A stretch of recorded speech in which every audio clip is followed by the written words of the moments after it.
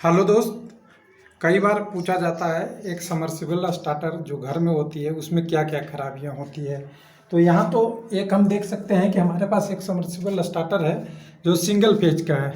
देख सकते हैं यहाँ से supply single phase phase neutral आती है और मतलब यहाँ से 3 पिन आउटपुट के लिए निकलती है। लेकिन जनरली ये देखिए अभी तो एक फॉल्ट हमें दिख रहा है जिसके कारण से स्विच जल गया है, ऑन ऑफ नहीं होता।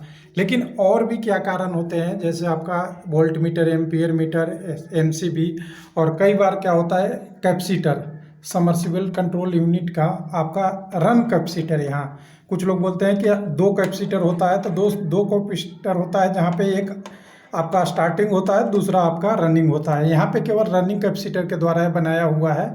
कई बार इसको आपको अगर स्टार्टिंग करना है तो या तो रिले लगाना पड़ेगा साथ में, या उसी को डायरेक्ट उसको डबल कैपेसिटर यूज करके, यानी दोनों हमेशा रहेगा, वो रन नहीं रह के दोनों स्टार्ट नहीं रह के दोनों रन की तरह यूज होगा। तो अभी यहाँ इसको अगर देखिए, सबसे पहले मैं इसको रिपेयर कर लेता हूँ, उसके बाद इसके अंदर की सर्किट का एक बार अभी दिखा दूँ कि किस तरह से सर्किट होता है, क्या क्या फॉल्ट आता है। जनरली आपको इसके बारे में दिखा देता हूँ कि इसमें क्या क्या फॉल्ट आता है, उसको आपको एक बार बता दूंगा। तो देखिए यहाँ पे ये पूरा सर्किट है और एकदम बिल्कुल सिंपलेस्ट सर्किट है। इससे आसान सर्किट आपको स्टार्टर में कभी नहीं मिलेगा, इसलिए मैंने इस वीडियो को बनाया है।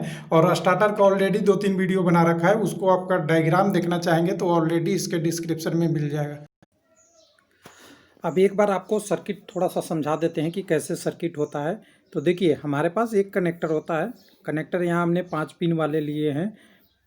इसमें से हम 3 अलग अलग डिवाइड, 5 सेक्शन को अलग अलग डिवाइड करते हैं।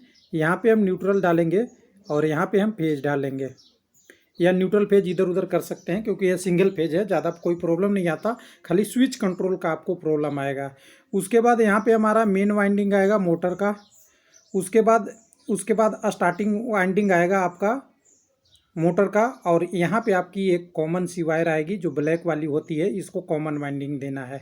अब देखिए इसमें हमें तीनों मोटर की सबमर्सिबल की कनेक्शन 1 2 3 जोड़ देना है। अगर आपको नहीं भी पता है तो डायरेक्ट आप कोई भी टर्मिनल किसी में जोड़ देंगे, जब मोटर नहीं चलेगा तो एक रिवर्स करना पड़ेगा, बाकी कोई प्रॉब्लम नहीं आएगी। अब देखिए न्यूट्रल हमें क्या क्या कनेक्ट करना था, पहले हम एक डायरेक्ट एमसीबी से कनेक्ट कर लेते हैं। ये हमारा एमसीबी है और इस एमसीबी को जनरली 16 एम्पियर रखिएगा, 16 एम्पियर रहेगा तो बेटर है। कई जगह लोग 10 एम्पियर भी लगा देते हैं, कोई प्रॉब्लम नहीं है। इसमें क्या करना है, आपको यहाँ से एक फेज उठाना है, ध्यान से देखिएगा, मैं इसको एक बार कनेक्ट कर रहा हूँ। यहाँ से आपको फेज उठाना है, इसको एमसीबी में दे देना है। इस फेज का एमसीबी से जो फेज उठेगा उसको आपको ले जाना है किस में, ध्यान से देखिएगा। सर्किट अगर नहीं समझ में आए तो आप स्टेटर में देख लीजिएगा। ये है हमारा करंट मीटर, एम्पियर मीटर जिसे ए बोलते हैं। एम्पियर मीटर की एक टर्मिनल पे यहाँ से उठा के एमसीबी से आपको दे देना है। ध्यान से देखते रहिएगा, एमसीबी से एक टर्मिनल पे दे दिए। दूसरे टर्मिनल जो आपका होता है एम्पियर मीटर का, उसको आपको कहाँ ले जाना है ये ध्यान दीजिएगा। इसको एक और डायरेक्ट आप स्विच में भी दे सकते हैं या डायरेक्ट आप मोटर के टर्मिनल में ला सकते हैं। तो मैं एक और स्विच लगा देता हूं, जैसा कि स्टार्टर में हमने दिखाया था। एक हमारा स्विच है जिसमें नीचे की तरफ ऑन और ऊपर की तरफ ऑफ है। इसमें अगर कनेक्ट इस टर्मिनल को उठा के हम कर देते हैं तो यहाँ तक तो हमारा काम हो जाता है। अब यहाँ से जो टर्मिनल हमारे पास वापस आती है, जो इस टर्मिनल से हम इसको निकालते हैं, इसकी टर्मिनल को हम डायरेक्ट कहाँ लगा सकते हैं, तो ये यहाँ से आप टर्मिनल से उठा के डायरेक्ट आप या मोटर के एम पे उठा के लगा दीजिए। अब एक काम हो गया। दूसरा हमारे पास वोल्ट मीटर आएगा। वोल्ट मीटर में भी आपको कनेक्शन देना होगा और वोल्ट मीटर की स्केल यूनिफॉर्म नहीं होती है, तो इस वोल्ट मीटर में भी आपको 2 टर्मिनल देना है। तो एक तो आपको फेज देना है, या तो यहाँ से आप फेज इस पॉइंट से उठा के दे दे, या यहाँ से दे दे, या किसी एम मीटर की टर्मिनल से दे दे, या एमसीबी से दे दे। तो मैं यहाँ पे डायरेक्ट नज़दीक पॉइंट जो हमारे पास एम मीटर की पॉइंट है, एम मीटर से उठा के वोल्ट मीटर की एक फेज वाला पॉइंट इसको दे देता हूँ। और न्यूट्रल हमें जब देना होगा तो न्यूट्रल हम यहाँ से पॉइंट एक उठाएंगे, यहाँ से इस सर्किट से ले जाके इसको बिना क्रॉस करते हुए न्यूट्रल पॉइंट को हम यहाँ पे इसे कनेक्ट कर देंगे। अब ये फेज न्यूट्रल तो मिल गया वोल्ट मीटर को, एम मीटर भी हमारा लोड के सीरीज में आ गया।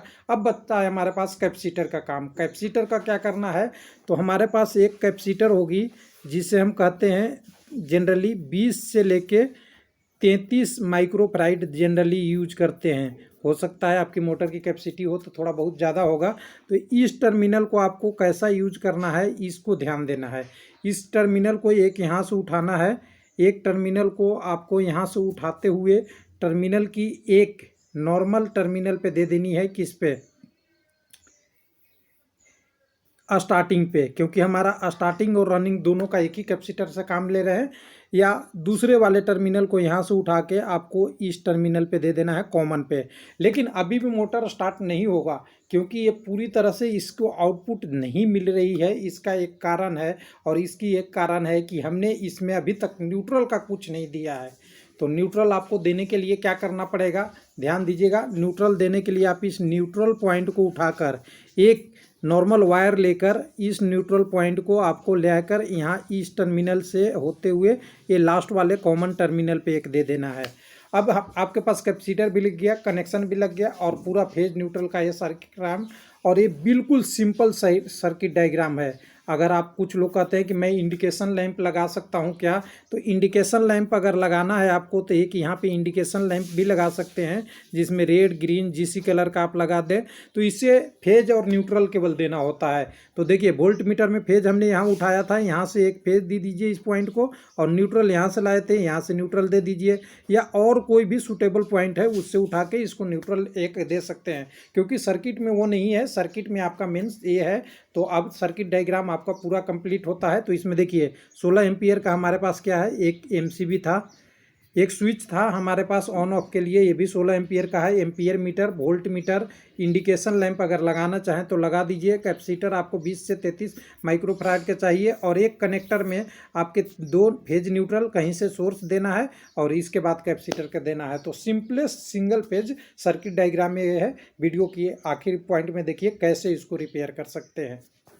अब इस स्विच को हम निकाल लेते हैं। इस स्विच को ऊपर हमारा जो फॉल्टी है इसको निकाल लेते हैं, और सर्किट यहाँ पे शॉर्ट सर्किट किया हुआ था इसको भी हम एक सिस्टमेटिक वे में कर लेते हैं। ये फॉल्टी स्विच है, इसके जगह पे हम नया स्विच रिपेयर करने चाहते हैं तो इसे हम नीचे कर लेते हैं। अब इस स्विच को हम इस तरह से लगाएंगे, देखिए आप ऊपर की तरह सिंबल, हमें हमेशा सिंबल सही लग जाए। तो हम इसे इस तरह से तब हम यहाँ पे स्विच को बदल दिए हैं। अब स्विच की कनेक्शन करनी है, तो स्विच के कनेक्शन करते वक्त ध्यान रखिएगा, यहाँ पे ध्यान देने वाली बात है कि ये वायर हमारा जो जा रहा है ये आउटपुट से जुड़ रहा है, यानी मोटर की इस टर्मिनल से, टर्मिनल की रेड वायर से जुड़ रही है यहाँ पे, इस टर्मिनल से यहाँ से आते हुए। तो हमें हमेशा टर्मिनल को अलग अलग आउटपुट की तरह यूज करना है, इनपुट का ये यूज करना है।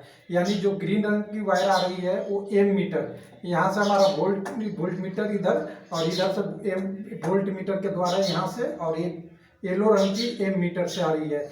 यानी हमें येलो मीटर जो है इसको इनपुट की तरह इस स्विच का यूज करना है, और इसे हम एक टर्मिनल में इनपुट की तरह इसे प्रेस कर देंगे अपर साइड में। तो इसे हम एक बार स्क्रू ड्राइवर की सहायता से टाइट कर देते हैं। टाइट करने के बाद अब दूसरी टर्मिनल जो हमारा है, ये आउटपुट जो मोटर के लिए जा रही है, इसे पेस्ट कर देते हैं। अब इसे पेस्ट करने ही आपका मोटर अभी के फिलहाल सही हो गया, लेकिन कोई लोग एक और सवाल पूछे हैं, उसका सवाल का आंसर यहाँ दे देंगे। तो इसे हम यहाँ पे इसे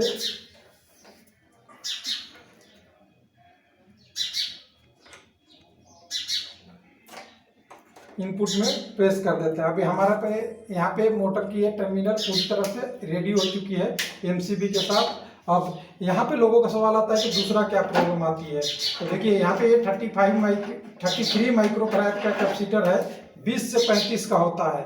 तो यहाँ पे देखिए 35 का 35 का माइक्रोफैराड का है कैपेसिटर। इसको अगर आपको बदलना है तो ये भी खराब होती है कई बार, इसको भी आप बदल सकते हो आवश्यकता अनुसार। अब इसकी सर्किट डायग्राम की बात कर लेते हैं, जब लोगों को सवाल होगी। तो देखिए यहाँ से फेज डाल रहा है, फेज को हमने यहाँ से एक ब्लू रंग की तार से उठाया, यहाँ से उठा के हमने इसको डायरेक्ट यहाँ वोल्ट मीटर पे दे दिया, और दूसरा हमारा जो तार आ रही है यहाँ से, ये वाले जो यहाँ से ये दूसरी वाली तार को यहाँ से उठाकर एक डायरेक्ट लेते हुए एमसीबी पे लाए। एमसीबी की आउटपुट से लेके हम एम मीटर को लाए, और एम मीटर की आउटपुट को ये स्विच पे लाए हैं, और स्विच पे लाने से स्विच की आउटपुट को हम इस टर्मिनल पे यहाँ पे पुश करते हैं। यानी दूसरा हमारा कैपेसिटर कहाँ लगेगा, तो इसमें तीन चीज़ें हैं, तीन चीज़ों को ध्यान देना है। एक कॉमन वाइंडिंग है हमारा, एक इसमें कॉमन है ये बीच वाला जिसमें ब्लू, ये साइड में देखिए सॉरी, एक ये टर्मिनल यहाँ पे कॉमन है जिसको हमने यहाँ से डायरेक्ट सप्लाई दे दिया है इसके द्वारा, एक लूप बना के। देखिए ये लूप है, ये वायर का लूप है।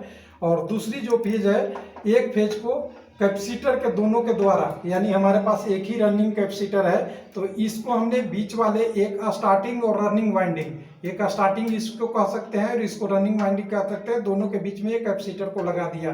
कई बार क्या होता है, अगर ये कुछ कारण से उल्टा हो जाए तो इसके टर्मिनल को आपको रिवर्स कर देना है, यहाँ से उठा के इसमें आपको रिवर्स कर देंगे तो ये मोटर सीधा चलने लगेगा अगर गलती से हुआ तो। नहीं तो यहाँ से एक टर्मिनल, एक वायर आप फेज चेंज कर देंगे तभी ये कंडीशन एलिमिनेट होता है। तीसरी प्रॉब्लम आती है एम मीटर के ये पॉइंट पे। कई बार क्या होता है, एम मीटर का या तो अंदर से टर्मिनल खुल जाती है या ये पॉइंट है इसमें स्पार्किंग होने लगती है करंट का, तभी ये पूरी स्टार्टर खराब हो जाएगी। क्योंकि आपका एम मीटर ये सीरीज में लगा हुआ है और सीरीज में लगन होने के कारण सप्लाई यहाँ ब्रेक हो जाएगी अगर एम मीटर में किसी कारण से इसके कॉइल ब्रेक हो जाते हैं तो तीन कारण हो गए। एक तो आपका स्विचिंग, जितने स्विच है दोनों स्विच में कोई खराबी आ सकती है, एक एम मीटर के टर्मिनल या इंटरनल पार्ट में खराबी आ सकती है, और तीसरा ये आपका है कैपेसिटर हो सकता है कैपेसिटर की सर्किट ओपन हो जाए या कैपेसिटर खराब हो जाए या कैपेसिटर शॉर्ट सर्किट हो जाए। तो केवल एक ही कैपेसिटर है रन कैपेसिटर, जिसके कारण से भी ये खराबी आ सकती है, मोटर आपका चलेगा नहीं। और तीसरी ये जो आपकी मोटर के लिए टर्मिनल लगा हुआ है, सबमर्सिबल मोटर का टर्मिनल, ये रिवर्स हो सकता है, फेज के जगह पे न्यूट्रल यानी स्टार्टिंग वाइंडिंग के जगह पे रनिंग के जगह पे स्टार्टिंग, तभी एक कैपेसिटर के द्वारा इस टर्मिनल के द्वारा ये स्टार्ट नहीं होगा। यानी बेसिक चार प्रॉब्लम आती है जिसको आप अपने घर से कर सकते हैं सही। अब इसको हमें चला के इसे हम रेडी कर दिए हैं। अब रेडी के बाद स्विच भी हमारा चेंज हो गया, एमसीबी नॉर्मल हो गया, तो मेन सप्लाई को ऑन करेंगे। मेन सप्लाई ऑन करते ही देखिए हमारा वोल्ट मीटर की रीडिंग नॉर्मल आ गई है, यानी ये स्विच खराब था उसका कंडीशन तो नॉर्मल हो गया। अब इसके बाद इसे हमारा अगर चलाना है तो चलाने के लिए क्या करेंगे, तो दो हमारे पास मीटर है। तो सबसे पहले तो ये हमारा ये स्विच ऑन है तो हम यहाँ से ऑन कर सकते हैं। देखिए हम जैसे ही ऑन करेंगे हमारा मोटर स्टार्ट हो जाएगा और करंट लेना ये 8 एम्पियर 7 एम्पियर जो भी है लेते रहेगा। अगर इससे नहीं ऑपरेट करना चाहते हैं आप, इस एमसीबी से ऑपरेट करना चाहते हैं तो ये भी एमसीबी से ऑपरेट हो जाएगा, वोल्टेज करंट दोनों बंद हो जाएंगे। अगर आपको इससे ऑन रखना है तो इससे ऑन रखेंगे, और जब इससे ऑपरेट करना चाहते हैं तो ये भी कंडीशन है, यानी यहाँ से अगर बंद करें, अब यहाँ से ऑन कर दीजिए, इससे ऑपरेट जब भी करना चाहें तो यहाँ से भी कर सकते हैं, यानी दोनों स्विच से ऑपरेट कर सकते हैं, यानी यहाँ से भी बंद कर सकते हैं, आप यहाँ से भी बंद कर सकते हैं। मोटर बंद हो गया, करंट लेना बंद, यानी अगर यहाँ से ऑन है आपका मोटर तो यहाँ से भी ऑफ कर सकते हैं, दोनों में से जो सा ऑपरेट करना है कर सकते हैं। तो ये रहा सिंपल सी फंडा। थैंक यू, धन्यवाद।